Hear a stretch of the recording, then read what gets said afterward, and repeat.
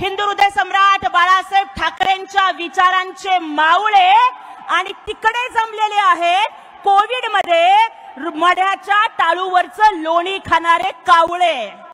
अरे इथे जमलेला आहे छत्रपती शिवरायांचा स्वाभिमानी विचार आणि तिकडे जमलेले आहेत खुर्चीसाठी ज्यांनी सोनिया गांधीच्या पायावरती आपलं नाक घासलं ना ते लाचार। त्यामुळे खरा दसरा मेळावा हा इथे होतोय आणि हास्य जत्रेमधले पानसट जोक मारणाऱ्या टोमणे सम्राटांनी पाहिजे तर हसरा मेळावा साजरा करावा। पराभवानं ज्यांच्या पायाखालची वाळू घसरली आणि आमच्यावरती टीका करताना रोज त्यांची जीभ घसरते त्यांनी घसरा मेळावा साजरा करावा आणि ज्यांनी हिंदू हृदय सम्राट बाळासाहेब ठाकरेंचे विचार सोडले हिंदुत्व विसरले त्यांनी हिंदुत्व विसरा मेळावा साजरा करावा। खरा दसरा मेळावा हा इथेच आहे एकनाथजी शिंदे साहेबांच्या नेतृत्वात आहे। अवघा महाराष्ट्र अतिवृष्टीनं होरपळतोय बळीराजा खचलाय भिंत खचली चूल विझली होतं नव्हतं गेलं अशी परिस्थिती महाराष्ट्राच्या बळीराजाची आहे आणि त्यामुळेच आपल्या संवेदनशील मनाचा प्रत्यय देऊन एकनाथरावजी शिंदे साहेबांनी सगळ्या शिवसैनिकांना शेतकऱ्यांच्या बांधावर पाठवलं। आज प्रत्येक शिवसैनिक बळीराजाची तिथे सेवा करतोय आणि जे MMR रिजन मधले शिवसैनिक इथे येत आहेत त्यांनाही पावसाचा फटका बसू नये याची साहेबांनी काळजी घेतली। कारण काही नेते असे असतात जे आपल्या कुटुंबालाच आपला पक्ष समजतात पण एकनाथजी शिंदे साहेबांसारखे नेते आपल्या पक्षाला आपलं कुटुंब समजतात म्हणून साहेबांनी महाराष्ट्राची काळजी घेतली आणि तुमची काळजी घेतली। अहो काही लोक म्हणतात की लॉटरी लागली पण माननीय एकनाथजी शिंदे साहेब मुख्यमंत्री झाले आणि लाडक्या बहिणींची लॉटरी लागली लाडक्या शेतकऱ्यांची लॉटरी लागली सर्वसामान्यांची लॉटरी लागली आणि NDAची सुद्धा लॉटरी लागली महायुतीची लॉटरी लागली आणि NDAच्या इतिहासात जेवढ्या जागा आल्या नव्हत्या ना तेवढ्या 200 पेक्षा जास्त जागा घेऊन थम्पिंग मेजॉरिटी घेऊन एकनाथजी शिंदे साहेबांच्या नेतृत्वात या निवडणुका जिंकल्या गेल्या। आठवतंय ना तुम्हाला आपल्या पहिल्या भाषणात शिंदे साहेब काय म्हणाले होते? प्रेमाने सगळं होईल त्यांना तर माहित होतं काय बोले दादा शांत राहा बोललो प्रेमाने सगळं होईल त्यांना तर माहित होतं काय होणार आहे। प्रेस कॉन्फरन्स मध्ये त्यांनी सांगितलं एकच शपथविधी होईल बरोबर एकच शपथविधी होईल आणि ते खुश होते कारण त्यांना काय माहित होतं ना सगळं काय करायचं ते। कारण आम्ही विचार कुठला घेतलाय बाळासाहेबांच्या हिंदुत्वाचा दुसरं काय घेतलंच नाही त्यांचा आणि अजेंडा आमचा सेम आहे। उलट आता त्यांचे 115 आणि आमचे 50 किती झाले 65। आता तुम्हाला सांगतो दादा तुम्ही मगाशी म्हणाले की तुम्ही गेले ते निवडून येणार नाहीत पण आम्ही कुठे गेलोय जे पूर्वी गेले ते विरुद्ध पक्षात गेले जे हिंदुत्वाचा ज्यांनी विरोध केला त्या पक्षाकडे गेले आम्ही ज्यांनी हिंदुत्वाचा पुरस्कार केलाय तिकडे आम्ही गेलोय। त्यामुळे साहेबांनी सांगितलं होतं की आम्ही सगळे मिळून 200 निवडून येऊ आणि 200 पेक्षा जास्त एकनाथरावजी शिंदे साहेबांच्या नेतृत्वाखालच्या निवडणुकीमध्ये आमदार निवडून आले कारण उबाठा राजकारण हे 2020 मॅच सारखं करतात परंतु एकनाथजी शिंदे साहेब हे 24/7 जनतेसाठी उपलब्ध असतात। त्यामुळं निवडणुकींच्या मॅचचे खरे मॅन ऑफ द मॅच हे एकनाथजी शिंदे साहेब आहेत। तरी सुद्धा पदापेक्षा सत्तापेक्षा हिंदुत्वाला आणि सेवेला महत्व देत त्यांनी त्याग केला महायुतीसाठी समर्पण केलं आणि उपमुख्यमंत्री पद स्वीकारलं। त्याग आणि समर्पणाचं दुसरं नाव हे एकनाथजी शिंदे साहेब आहेत आणि या त्यागी नेत्यासाठी आपण एकदा जोरदार टाळ्या वाजवूयात। आज पूर्ण मुंबईमध्ये चर्चा चालली है पूरी मुंबई में दीवार पिक्चर चल रहा है और सब लोग बोल रहे हैं कि भाई भाई मिलेंगे या बिछड़ेंगे। मला आज या ठिकाणी एवढाच प्रश्न विचारायचा आहे की अरे बाबा तुमच्या छोट्या भावानं तर नेहमीच मनाचा मोठेपणा दाखवला तुमचा मुलगा निवडणुकीला उभा होता तेव्हा मनसेचा उमेदवार नाही दिला परंतु तुमच्या छोट्या भावाचा मुलगा निवडणुकीला उभा राहिल्यावर तुम्ही उमेदवार देऊन त्यांचा पराभव केला आणि ठाकरेंचा पराभव ठाकरेंनी केला, हे सुद्धा महाराष्ट्रानं बघितलं. राजसाहेबांनी तर मनाचा मोठेपणा दाखवून उभाठा. तुम्ही दवाखान्यात असताना तुम्हाला स्वतः गाडी चालवत ते घरापर्यंत घेऊन आले, पण आपल्या छोट्या भावाचा मुलगा गंभीर आजारी असताना तुम्ही त्यांचे नगरसेवक फोडले. अरे जो आपल्या भावाचा झाला नाही तो गावाचा काय होणार? मुंबई आणि महाराष्ट्र तर लांब राहिलं.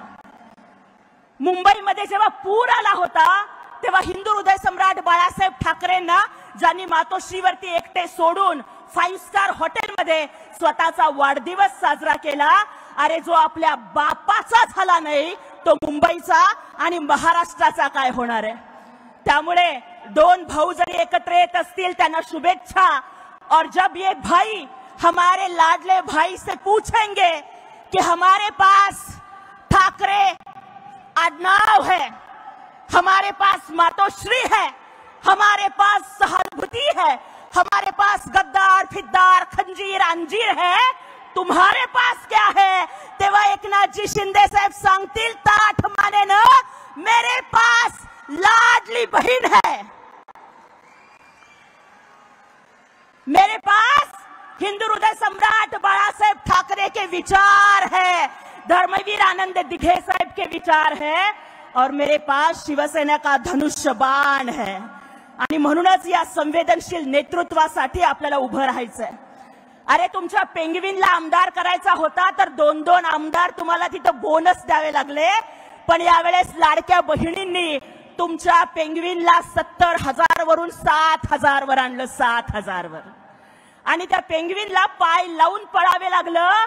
त्यामुळे आदित्य ठाकरे आता तरी काम करा, पार्ट्या करत बसू नका नाईट लाईफच्या त्या दिनो मोरिया बरोबर, नाहीतर बोरिया बिस्तर राजकारण तो गुंडाळायची वेळ ही महाराष्ट्राची जनता तुमच्यावरती आणणार आहे.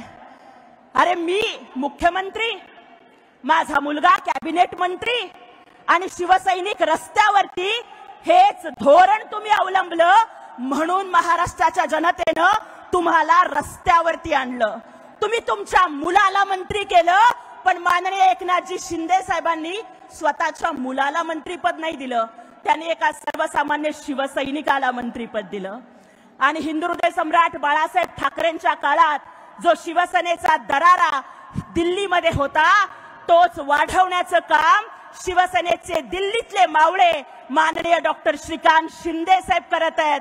आणि म्हणून तरी आंतरराष्ट्रीय पातळीवरती पाकिस्तानचा बुरखा फाडायचं काम, ऑपरेशन सिंदूरचं स्पष्टीकरण आखाती देशांना देण्यासाठीच्या समितीचं अध्यक्षपद मोदी साहेबांनी आपल्या डॉक्टर साहेबांना दिलं.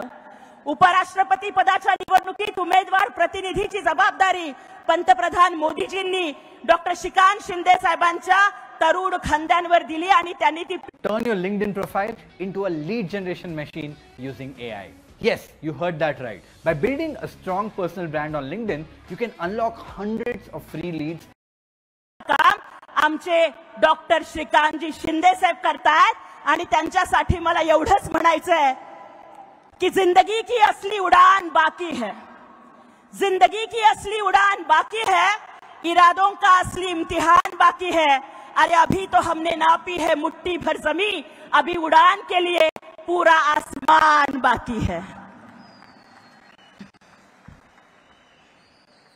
माननीय शिंदे साहेबांनी आपल्या संवेदनशीलतेचा प्रत्यय देत मराठवाड्याचा दौरा केला. ते रिकाम्या हाताने नाही गेले, कारण दातृत्व आणि नेतृत्व हा त्यांच्या स्वभावाचा स्थायी भाव आहे. त्यांनी मदत दिली, परंतु या उबाठाच्या लोकांना दिसले फक्त त्या मदतीवरचे फोटो. तुम्हाला शेतकऱ्यांच्या खरडून गेलेल्या जमिनी नाही दिसल्या, तुम्हाला लोकांची पडलेली घरं नाही दिसली, तुम्हाला लोकांच्या डोळ्यातले अश्रू नाही दिसले, तुम्हाला खचून गेलेला माझा शेतकरी राजा नाही दिसला. अरे लोकांना मदत दिली तरी साहेबांच्या फोटोवरून टीका करताय, किती जळाल. आणि याच्या आधी जेव्हा तुमचे फोटो लावून शिंदे साहेब मदत करत होते तेव्हा का नाही म्हणालात की बाबा आमचे फोटो लावू नको, आमचे फोटो न लावता मदत कर. फोटोचा विषय निघालाय म्हणून दाखवते. हा फोटो बघा, सॅनिटरी पॅड वरती पेंग्विनचे फोटो, सॅनिटरी पॅड वरती आदित्य ठाकरेंचे फोटो लावून वाटण्याचं पाप या उबाठानी केलं. आदित्य ठाकरे, तुम्हाला बहीण नाही माहितीये, पण तुमच्या आईनं अहो रश्मी वहिनी हेच संस्कार दिले का तुमच्या पोराला? तुम्ही जेव्हा मुख्यमंत्री होता तेव्हा तुम्ही ग्रीन कार्पेट घालून दौरा केलात, पण शिंदे साहेब मात्र मदत करतायत. शेवटचा एकच मुद्दा मांडते आणि थांबते की मी शेतकऱ्यांसाठी आवाज उठवला म्हणून काही लोकांनी मला ट्रोल केलं, पण त्यांना माहिती नाहीये की मी काही कुंडीत उगवलेलं गुलाबाचं रोप नाहीये तुमच्या ट्रोलिंगने कोमेजून जायला. अरे ज्योति नाम का मतलब फ्लावर नहीं होता, ये फायर है, फायर. और तुम कितना भी ट्रोलिंग कर लो, हम झुकेगा नहीं साला, हम झुकेगा नहीं, हम लढेगा. अरे मी प्रशासनाला प्रश्न विचारला होता आणि लोक विचारतात की हा कॉन्फिडन्स कुठून आला, तर लक्षात ठेवा हा कॉन्फिडन्स मला आला डॉक्टर बाबासाहेब आंबेडकरांच्या संविधानातून आला, माझ्या बापाच्या कष्टातनं आला, माझ्या आईच्या दुःखातनं आला. और ये दलित की बेटी का कॉन्फिडेंस है, दुश्मन भी मुझसे डरे, जो टकराए वो मरे.